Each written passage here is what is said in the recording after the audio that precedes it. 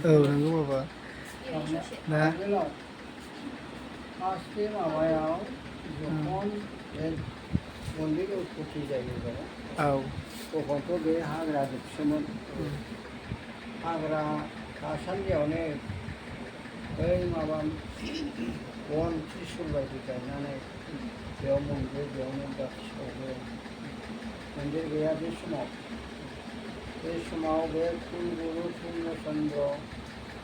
आरो बै माबा कालिचरन गुरुदेव बिसोरो एक श्रेणी खालामनाय सासेया जाबाय हम थाबाय सासेया जाबाय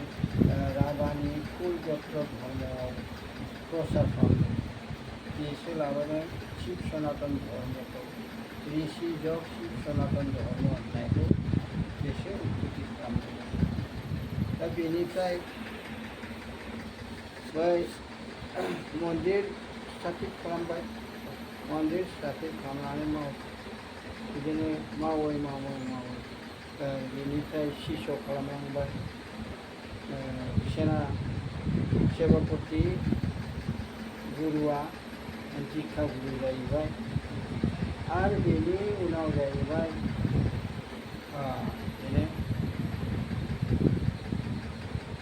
महानंद देव गोस्वामी बे कुलगुरुनि बे दीक्षा गुरुनि शिष्य जाहैबाय